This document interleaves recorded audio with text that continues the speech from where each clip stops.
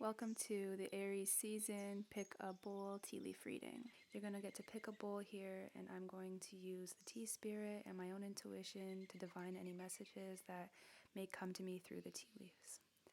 Obviously, these readings are general and not everything will resonate with everyone, so please take what resonates with you and leave what doesn't. For this tea, we're focusing on themes around initiative and leadership. Aries is ruled by Mars and the planet of action, so any blocks that we might have, the full moon is a perfect time to remove blocks as the moon is slowly shrinking, and that is the energy of removal. So from here, let's just take a few breaths, sink our energy in with the tea bowls, with the tea spirit.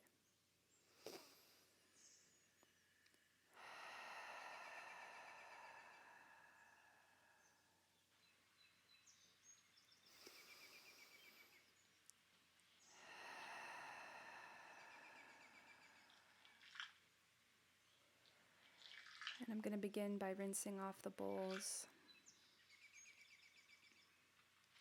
clearing any stagnant or stale energy so that the reading be pure.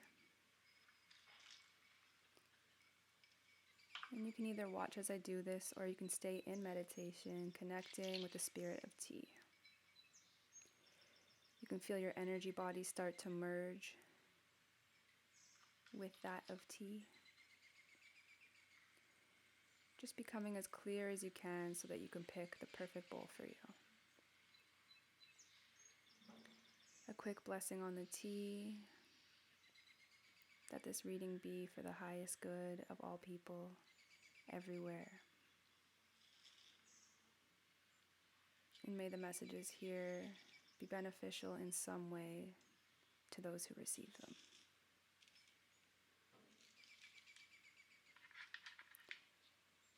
So you might start to be feeling intuitively called to one of these bowls, especially if you're clairaudient. You can hear the tea leaves falling into the bowls.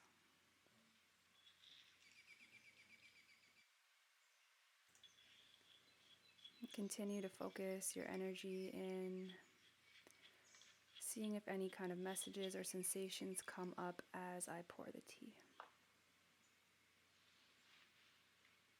Remembering slow, long breath.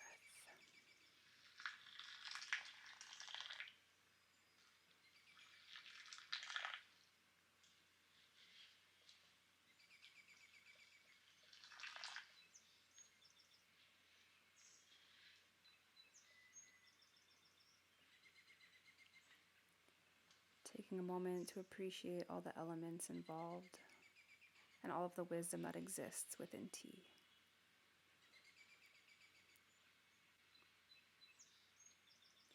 So here we have bowl 1, bowl 2, and bowl 3. So once again, bowl 1, 2, and 3.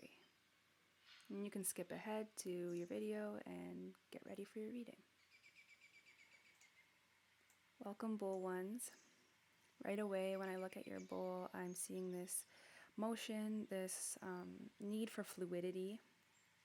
It seems like right now maybe you've been extra fiery, or there's been something that you're extremely passionate about, but to a point where it's actually hindering your ability to be malleable to the needs of the circumstance. And I'm seeing something like a deep dive, like you've been really trying to go and find something deeper, like maybe you're studying, or there's some kind of philosophy behind what you're doing, and you're trying really hard to go as deep as you can, as quick as you can, because you're fired up and you're passionate. But you're being asked to kind of work with this idea of softness, kind of like the sun as it rises. So it's gentle, but it's still illuminating, but you can still look at it. Wanting to be able to not dull or dumb down your passion or your fire, but make it so that it's bite-sized and tangible so that it can be shared. I'm seeing this kind of like ant energy, like you're trying to carry something that's twice your size and it's huge, and maybe actually you're needing to expand your team. so that your passion can be moved into a bit of a management role and not necessarily all on you. And that way you can better flow, better understand what needs to happen for this circumstance. And it looks like, yeah, like it's not a negative overwork or brain fog kind of thing. It's more like you have too much excitement, too much passion to hold on your own, and you're needing to merge with other souls who can help you create something that's more received, more well received, and less overwhelming for the general public. So maybe you're making like an online course, or maybe you're working on a project, some kind of art project, or some kind of thing that feels larger than you. And you're being asked to kind of merge with other souls who have similar life path purposes, and together your impact will be way more tangible, way more impactful, and your message and your light and your passion will be received. So yeah, I'm really seeing management role for you, something that is a bit out of your comfort zone, and basically just creating the foundation for you to properly channel all of this passion and all of this fire, because you're even overwhelming yourself a bit with how much you want to do. So taking the time, taking this opportunity of this Aries full moon to release anything that you have in the way in terms of how you're going to lead, whether it's imposter syndrome or just fear of letting go of some parts of your project. Maybe you're scared that people won't do a good enough job, and so you're taking on too much. It's just yeah, it's a great time to release these kinds of blocks we have around delegating, around action, around leading. And from this reading, from this bowl, I can see that there's definitely just like a blind spot that you have in terms of your team, and you need to learn how to step into that leadership role so that everything that you're passionate about can actually become reality. Otherwise, it will just float. It'll just float in the abyss as ideas, as potentials, and nothing will ever actually become tangible. So yeah, these are the themes I'm seeing for you guys. For both ones, it's about leadership, delegation, and channeling your passion into more of a flow. And so anything that might be blocking that flow is worth releasing with this Virgo full moon coming into Aries season. I hope this was helpful, and I hope to see you again for next month's reading. Okay, welcome, Bold Twos. I'm just taking a second here to tune in with this reading.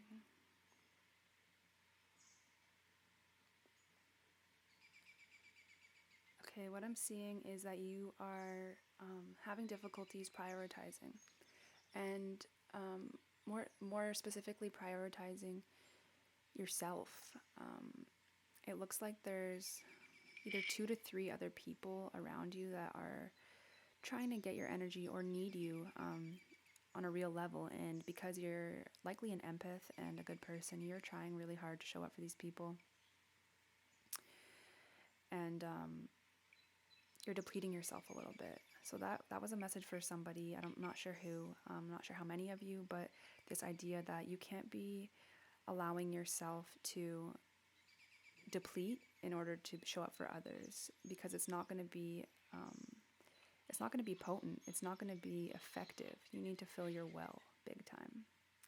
For some other people, I'm seeing this sort of like a rat who's trying to sabotage, but on an energetic level. So like they're not really looking to directly sabotage whatever you're doing or whatever you're up to, but they see something in you, like a light, or like something that they wish they had about themselves, a genuinity, something that's just, they don't have it. And they're kind of watching from the sidelines in this way that's malicious, but they may not even really realize that they're being malicious. They just really want you to fail. They find pleasure in your failing. And so for these people, I would really recommend that you do some kind of meditation or some cord cutting or some kind of evil eye meditation to see if you can get this looming energy out of your field, out of your aura, because it is coming closer to you, and it's not scary. You can definitely end it. It just takes your awareness. So if this feels like it resonates, like you feel like somebody has been kind of watching or kind of has been sending you that evil eye energy, then now is a great time to cut that cord and stand into your power as a warrior, as a person who is strong and confident and doesn't need to crumble under the evil eye of others. I'm also seeing like a really ancient kind of energy. So it might be that you're working with ancestors or guides, or it's got this kind of like scroll energy, like old kind of wisdom, ancestral wisdom. So if you've been feeling called to call in your ancestors, this is a message that you really should. And by doing that, you're going to find a deeper understanding of the situation that you have at hand, because these people have been here before, they're part of your lineage, they understand where you've come from and where you need to go to honor their line, their lifeline, their DNA, really. So, yeah, this ancient kind of energy is surrounding some of you, and it's a really beautiful thing to work with, especially if you've been considering a kind of like past life regression or some ancestral work, some kind of spiritual modality that helps you tap into the ancient wisdom, specifically in regards to your lineage. So maybe you're studying literature or studying something that will help you connect deeper to your roots. Okay, the last thing I'm seeing here is this sort of bird's eye view energy. So to be on top of things and not in them so deeply. So seeing if you can zoom out of whatever situation this might be about. I think whoever this is for, or maybe it's a group of you, you'll understand what I'm relating to. But there's something that you've been really hyper focused on and you've been really like on the grounds with it. And so I'm getting this message to be more like a bird, like to sit perched on top of it all and just kind of zoom out for a second, because things are possible for you if you can remove your energy from being so intertwined and kind of oversee it all instead. And that's a super Aries energy, to be a leader, to be an overseer, to be an initiator without having to be completely caught up in the day-to-day of it. And I do believe that you have the energy you need to hold that space. Okay, thank you, Bowl Twos. I hope that you got something out of this reading, and I look forward to seeing you next month. Okay, welcome Bowl 3 to your full moon tea leaf oracle reading. Take a second here just to see anything that I might notice. Okay, I'm getting right away this kind of vision of hypersensitivity, like almost like there's an antenna and you are just so tuned into everything that's happening, and maybe you're feeling like holy crap, I am way too sensitive for the state of the world right now. And I think a lot of people can resonate with that, but there's a few specific people here, and you're probably light workers or star children, and you're here and you're feeling like, okay, this is getting overwhelming. I can't believe my soul has chosen this. I do not know how to handle all the pain and the war, and I just feel like I understand the corruption on a deep level, and it's really starting to affect you. But I'm getting this message to focus on the energy, the solar energy that can burn through any negative emotion. You're needed now more than ever, and I realize that this is a big responsibility for you, Bowl Threes, and that it feels sometimes burdensome, like you're being hit with these kind of intense messages and ideas and insights daily, and it's almost debilitating. And if you can resonate with this, then I'm seeing this meditation for you, where you can work with a candle or something fire-like, like if you have a fireplace, or even just smoking rituals, but something that utilizes fire to burn through this this sense that you are being overpowered by the realities of the world. And we know, and you know, that light is just as strong as the dark. And the only reason that this negative force exists is as a way to try to negate the light that we all have and that we're all able to share. And so for these sensitive Bowl Threes, I'm really thinking that you guys need to find your will again and remember the importance of your sensitivity as a gift and not as something that is a burden, because you came here for the reason of using your sensitivity to help other people be in their highest power, be in their strongest selves, and not to become victim to dark forces of this earth. So another thing you can do to to my bowl threes is consider daily cleansing of your energy field. So auric cleansing, you can use a smudge of some sort, or you can kind of use just your breath to call back your energy every night, inhaling everything back to you into your heart, cleansing it before it comes in with your mind's eye, with your intention, and then exhaling anything from your body that's not yours. I think it'll be really potent for you. It's kind of like washing up your antenna to make sure that your frequencies that you're receiving are in alignment with your highest good, and not in this victimization mode that can easily happen when you're oversensitive and you're being overstimulated with negative imagery.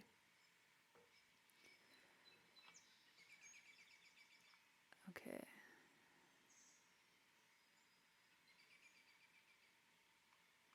Okay, for some of you, I'm seeing something with like eyesight. I don't know how relative that is. It's almost like this eye of the storm kind of feeling, where you feel like you're literally standing in the eye of the storm, and it's not pleasant. So kind of creating this umbrella for yourself, this kind of container of safety with practices that you know will help you come back into your sunny moments, into your glorious moments, into your joy and your pleasure. And it's for some, I'm getting the message of it's like an act of feminism to be in that space and to not be falling victim to the negative aspects of Aries and Mars. Because, Mars, it rules the divine masculine. And so I think a lot of us are tired. A lot of women and non-binary folk are tired of the patriarchy, and it's kind of been wearing on us a bit. So this is a message to figure out what you need to do to protect yourself from being in the eye of the storm. So either creating a toolbox of kit, like things that you know can help you back into your divinity, into your femininity, and also like thinking about how you can balance your masculine energy, because every person has both masculine and feminine energies within them. And so it's not just like, okay, let's leave it all up to the men to figure it out. It's easy to place the blame and just be like, y'all need to deal with your BS. It's not like that. It's like the world needs to work together to help heal the masculine forces. Because right now it's not just the divine masculine that needs healing, it's also the feminine, because they work as like a yin yang kind of energy and they need each other.